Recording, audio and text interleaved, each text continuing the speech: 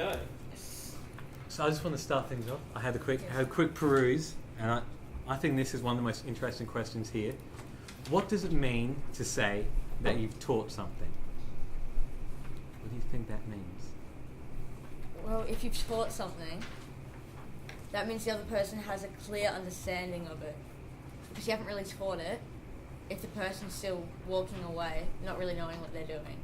So he's saying that if I tell you something once and you walk away, you should be able to know it if I've taught something? No, because I'll need you to give me explicit detail. Okay, what is explicit detail? I need you to run me through it. Okay, yeah. For example, if we were to be doing a maths equation together, and if you were to teach me, I would want you to show me how to do it, not necessarily give me the answer, but give me what I need so that I would be able to answer it. I agree with Chantal with that one. So is that all that what teaching is? Yeah, That's all? I believe that sums it up very well. Yeah. So I think to go off of that, we could ask, what is the role of a teacher, and is teacher the best title? I don't believe that the teacher should be the best title. I mean, the role of a teacher is to teach, obviously, but a teacher, I know, because students can also be the teachers too. Like, the students can also teach the other students. Okay. So, But should students teach other students? well, yes, because I personally learn, not all the time, but I do learn a lot better from someone that's like got my perception of something and is going through the same process of learning. But they haven't gone through uni. They haven't had the life experience of a teacher, and then Well, you're entrusting. Sometimes the teacher use a bit like older terminology and like have more depth in the stuff, so they make it a little bit confusing sometimes. And I guess in a way, if a teacher, if a student is to be teaching it, they've already been through that process, they've gone through this question, they understand it, whereas a teacher can stand up there. They already know it. Yeah, they already know. They've known it for so long. Whereas this person has recently gone through the process. No, that makes sense. Alright. What else have we got? What is direct instruction in your opinion? I think that direct instruction is. I haven't done any prior research on this, and I probably should have. Direct instruction is where everything is being told to the other person. So it's like 1 + 1, and I tell you that it equals 2, and then that's the answer. So write it down. So there's no learning bit. It's No. just explicit. Yes. Yeah, I think I would agree with that. Yeah. Yeah. Me too. Alright. What else have we got? Any How other much? questions there? Well, when is direct instruction necessary? I think direct instruction is necessary when bringing up a new concept. Yeah. When a teacher's introducing something new so that the students can understand it, but for them to be able to then give stretch thinking opportunities after that. So it's like steps. Yeah. Like rungs of a ladder, some might say. So it's like explaining it all, well not explaining, but it's showing how it's done first, like for example in maths, a maths equation, and then breaking it down afterwards Yeah. for like the thinking. Yeah, I totally agree with that too. Yeah. Alright, cool. What number was that? That's number 3. 3. Okay. Are we sure that that's the only time when direct instruction is necessary? Well, I think it really depends on the circumstances. Well, Or what lesson? Or what lesson you're in. For example, Yeah. in maths, direct instruction is used a fair bit. what about English? I think it's used in English a lot. Yeah. And go dance. And dance, yeah. Yes. Would be a lot of direct instruction because you have to be physically shown how to do it, and then you have to try and do it yourself. So direct instruction is like very important with dance. But do you think that's the best way to do it, to give direct instruction first, or do you think going through the process to begin with is better? I think that we should just be thrown into the deep end of a pool with a block of concrete tied around our feet. But wouldn't you want to know how to swim before you get thrown into I know how to swim, it's just there's that block of concrete on my foot. It's really quite difficult. So, using your analogy, Yeah. would you still be able to swim to the top then? Or would you need direct instruction to be able to get back up? I think I need to. Okay, so I die first, and then I'm reincarnated into someone who's gone through that experience. So you then know how to do it. Yeah. Okay. Will have a better understanding. Um, Was that still about direct instruction? yeah, I think Okay. we were there a little bit. Okay. How much time do you think teachers should spend delivering direct instruction? Reese? I sort of suppose it depends on what lesson it is. Yeah. Like for English, for maths, it may be more necessary to be told exactly how it's done, and then like show them that how they got the answer to move on from that. Yeah. But I find, like, even in a maths lesson, if we spend the first half of the double Yeah. where there's direct instruction, I find that I lose it quite Yeah. fast. So to have like breaks in between of actual stretched thinking, Yeah. where I can run through the process in my head. And you can like Yeah. take it in. Yeah, I feel like that's a lot better. So Yeah. short periods of time where direct instruction is used in blocks, I think is better. Yeah. What I do would you probably think, feel the same. Danielle? On question 2. Well, on the question that's Well, it depends what the student's learning level is, since everybody has different learning capabilities. Yeah. If that's the best for it. Yeah, Yeah. I agree with that too. Yeah. Some people like learn through direct teaching, but other people learn through chucking themselves in the deep end of the pool with concrete. So it really depends on the person's capability of learning. Some people may be able to get it just like that, but Yeah. for other people it might take a bit longer and a bit more direct instruction. Do you think in that sense it's better if students deliver direct instruction themselves? Yeah, we've talked about this. I think it's good in some ways, but also bad in other ways. Not bad, but not as useful. Yeah. Because a teacher does have more like prior knowledge and more knowledge of the Yeah. subject, but the student has just recently gone through the process. Yeah.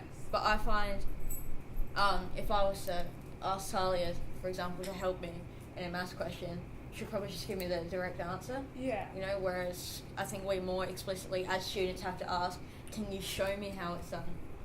Rather than, can you help me with the answer? Sure. What have we got? What might learning look like in different subjects?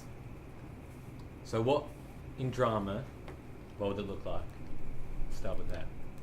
Reciting a script, Well, Is that learning? learning new skills and how to project your voice and how to like show emotion through acting. well, I think in a more broader term, some subjects are more strenuous than others. Yeah. For example, I use a lot more thinking in this subject than I would if I was to be doing, let's say, football and special interest sport.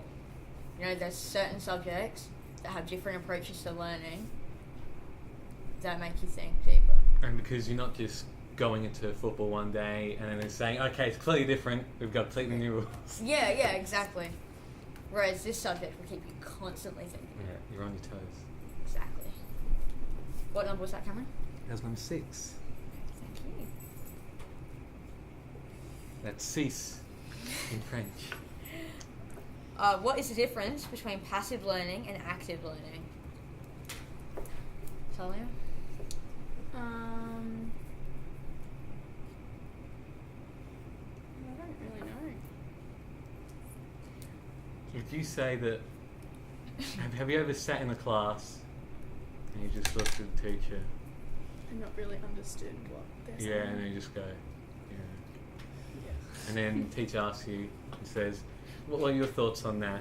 And you're like, yeah. What? But Is that would be passive learning? Would you say that, for me, I think that active learning would be like what I was saying before.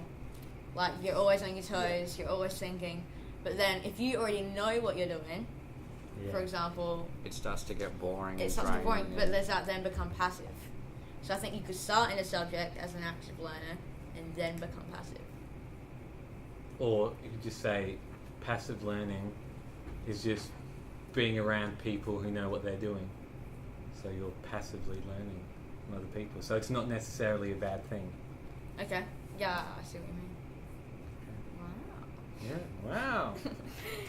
Wow. What's a question that you like? What if we talk about noisy and quiet classrooms? What do we all think of the different noise levels I of think classrooms? it definitely depends what type of classroom you're in. Yeah. Yeah, I agree with that. Like a quiet classroom, you would think it would be students working kind of individually on Yeah. something. Yeah. But a noisy classroom may not just mean they're not focusing. They just mean like they're all sharing ideas just really badly within their Yeah. group. It sells other Yeah. people. Except when everyone's on their phone Well, then shouting that, that. yeah, that's the a new bit Snapchat different. filter that just came out. But Yeah. what about in saying the types of classrooms, not necessarily the learning that's happening, but what about, for example, we've got PO1, PO2. Yeah, that just got really loud really quick. Yeah, and, you know. and you just get headaches after a while Yeah, living there, exactly. and then you get off task and Yeah, I guess you get a bit unaware of the people around you when But when then again, Yeah. some people work better like that in collaborative tasks. yeah. So it's really hard to determine what's better. I What- think we should be given opportunities, or we should be made to do both. Yeah, I agree. Because in Yeah. life we'll Sure. have to Yeah. be flexible. Yeah, yeah, that's true. What question was that? that was question 13 and 14.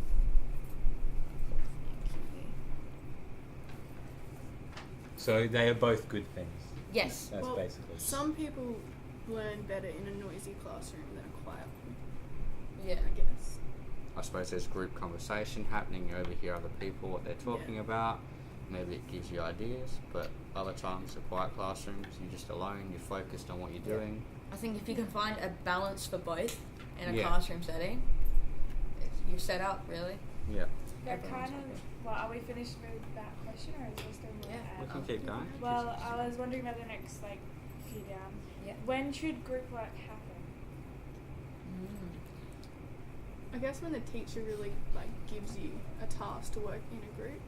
Because not every project's going to be able to, or task or assignment's going to be able to work within, having multiple people working on it. Yeah. I know this is hard to say because everyone is at different levels, but I think group work should happen once everybody, or almost everybody, has a clear understanding of Yeah. what's going on. Yeah, but group work will also help if someone doesn't have a clear understanding and they have people around them that do, and they can just work through the knowledge. I know what you're saying, but I wouldn't want to be in a group where somebody's grabbing my answers, taking what I have because I understand and they don't. It's perfectly okay if that person is saying, can you show me how to do it? Can you teach me the process? But when they're just Yeah. grabbing the Yeah. answers off you, kind of using you, Yeah. I understand that part. So I think that's where the teacher needs to make sure that person more so understands the process. Yeah. Like everyone understands the process, how to do it. Yeah. I think there also needs to be that balance between doing group work and also doing individual work. Yeah. Because you can't always grade group work properly. You don't know, especially Yeah. teachers Yeah. don't know who put in what and how much someone worked on something. Yeah. Because I've been in groups before where me and another person's done all the work and two other people have Yeah. slacked off and done nothing, and then they get the same grade as me. And Yeah. But then that's on you, isn't it? Or what? I suppose Yeah. you could say that. Yeah. That's right. In group works, a lot of people rely on the other person to do the work for them. Yeah. So Yeah. I think we need to be taught how to work in groups properly and how to actually take on different roles, not just go into a group and just sort it out yourselves. I think we need to go through the process of actually learning how to work in a group. But I feel like we know how to do that. We just choose not to because it's easier to So not let worry about the someone other else do it. person is 'Cause- doing, Yeah. and then Some just people do definitely take advantage of it, I think. Yeah. Yeah. Because if you're in a group and you see someone else is trying to do all this work, you're going to be like, what can I do? And just sit back and watch them do it. Do you think that there is anything that a teacher can do to make sure that doesn't happen? Well, they could split the task up. Be like, person one does the Yeah. first part, That's- person two does the second Yeah. part. So then they know that they have to do that specific part of the task, and if they don't, well then the group, Yeah, and the teacher will then know. the Really, teacher like- will Yeah. then know that. Yeah, that's And good. then that can also lead on to grading the group fail. Yeah. I don't think the group should actually get the one grade where all people. I think the group should actually get individual grades for what they've done for it. What number was that one issue? I believe it was number 22. 24. Well, from that, how should students be organised into groups?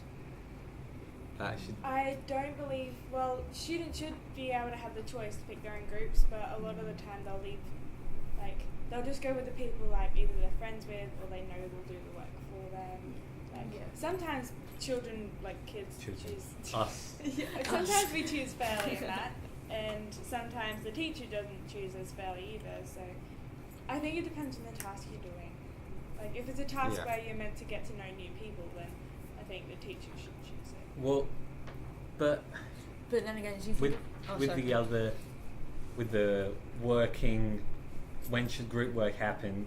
So we sort of want to be able to do what we want to do, but then you're saying that the teachers should choose who's in our group and then not choose who's in our group because we should be able to work by ourselves.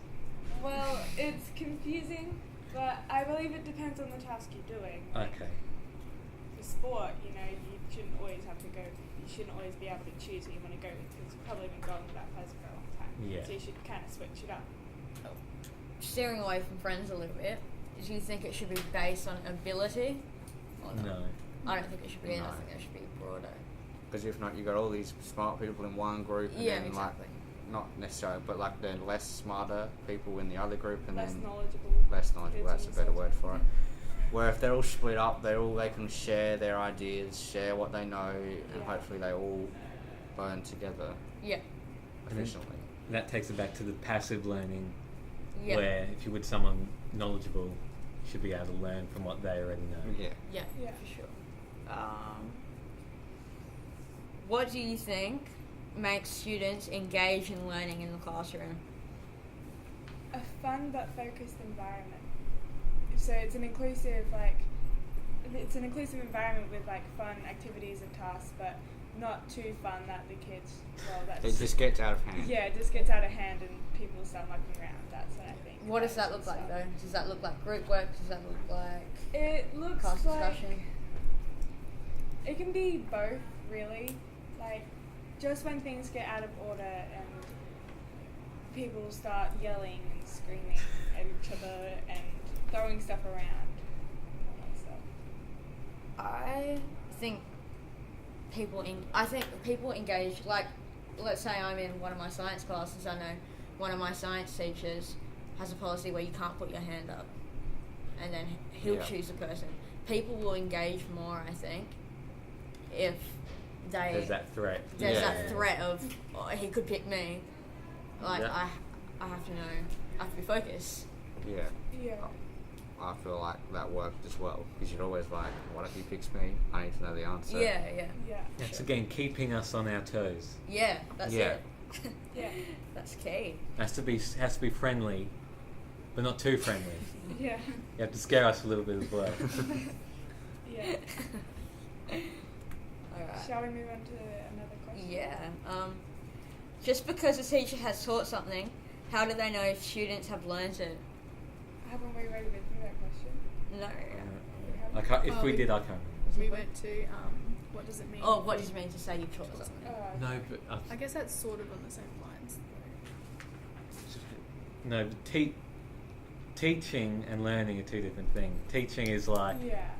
okay, I'm going to teach you how to play guitar. Okay, I've showed you. Now, have you learnt it? Probably not. It's like It's another the follow-up. 10 years. It's Yeah. the follow-up. Yeah. Teaching, I feel like, can be done quickly, but learning takes a long time. It's like learning to drive. Yeah. You get taught how to drive, but then you have to physically learn yourself and practice. Yeah. What was that? How do they know this is teachers? I think we can still go into depth from that one. I think so too. I think if a teacher is able to come back to that student or students and make sure that the learning is still there every time they come back into the classroom, because we have so many lessons, it can get a bit lost. Yeah. So I think if you can pick up where you left off and keep the learning thorough. That's a good word. Thorough. Thank you. That's key. Yeah. And also revision. I think Yeah. learning, especially in maths, I find that where we learn something and we don't go back to it until the end of the year test, I forget. I'm like, That's an interesting point for us to have our break. That's 20 minutes. So now I'll start the 5-minute timer, and it's time to chat to your partner and listen to their feedback about how you're going.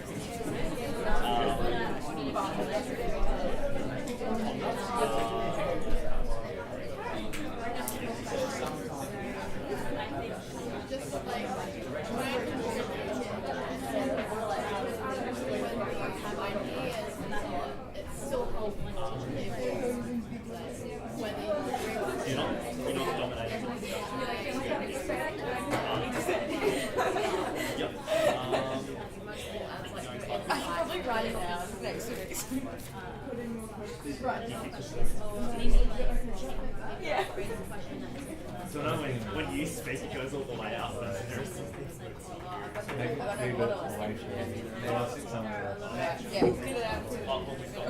right now.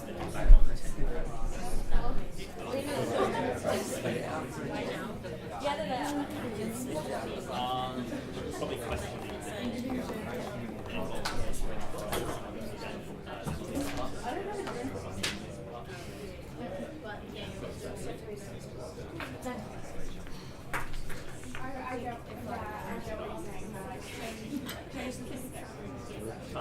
Yeah, that's what You just gotta What? You look.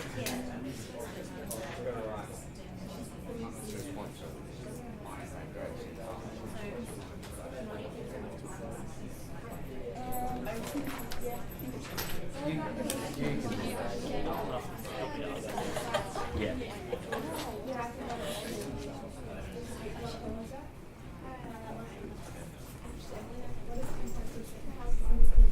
Are we still filming? we'll cut it out. You're gonna put all this on the bloopers.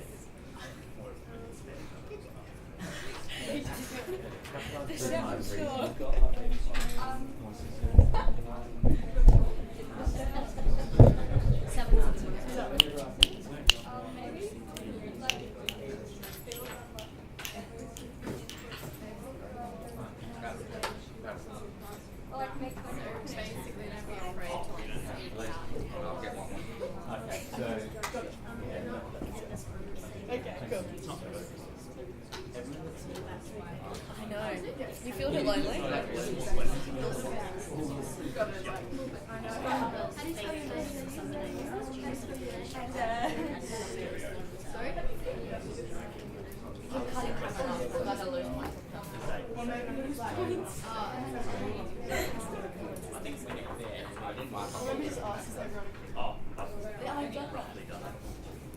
You should do that.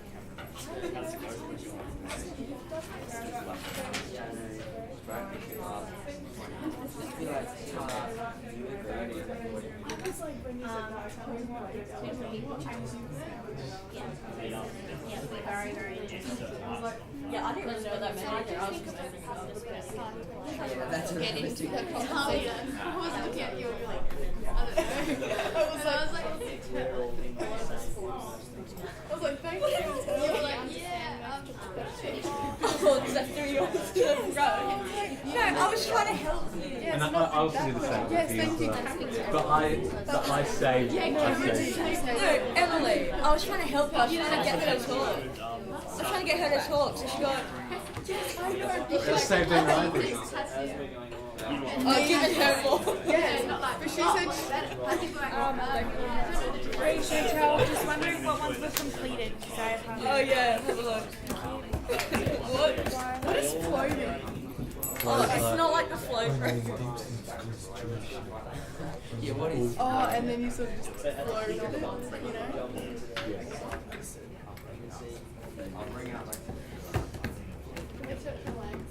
Stretch our legs, yeah, after this 10 minutes. Yeah, so. My head hurts. Alright. Right. So, I hope you made the most of that. It's a really useful time where you get an outside perspective of how it's going and some thoughts about what you could be doing differently or keep doing. And now we've got 10 minutes, so half the time we had to begin with. Think about the feedback that you got from your partner and put that into practice. And then that'll be the end. We've got 10 minutes to have a break before we swap over. Okay, so 10 minutes for the last part of this one, starting now. Can I start off by asking a question? How do teachers know if students are struggling? No, you can't. You think teachers don't know if students are struggling? No, trying to make a joke, doesn't it? It's bad. Isn't it? Oh, right, yeah. You just ask the students like what question you don't know. Oh, yeah.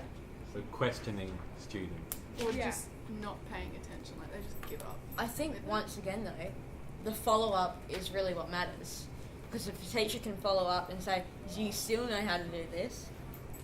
Yeah. And if Yeah. they say like, no, I don't really understand anymore. They might Or be if they- nervous or anxious to ask questions because they think Yeah. there might be questions that won't help the rest of the class. Yeah. Yeah. They might feel embarrassed, or Yeah. especially if you're not someone that talks a lot in the class, Yeah. you don't always want to Yeah. say something that might sound like a Like, sweet I word. understand that it would be hard as a teacher to make sure that all 30 Yeah. or so students. Because you can't read people's Yeah. minds. Yeah. Then- And Exactly. you can't necessarily judge that they're not paying attention or struggling. Do you think students will be better at realising if other students are struggling? Yeah, but I don't think it's anybody else's place to say where another person is at their stage in learning. Yeah. Or, I agree with that, yeah. or for, okay, like, so we should help our friends and people around us if they're having help, but it shouldn't be our job to make sure that they're struggling or not. Like Yeah. if they're like, oh my god, so if they're like that, then sure, help them out. But it shouldn't be like, come to the other side of the room. Are they struggling? Okay, I better go over there. Yeah. It Yeah. shouldn't be our responsibility. Yeah, Yeah. I agree with that. Yeah, same. Yeah. Alright, I got the next question. Yeah.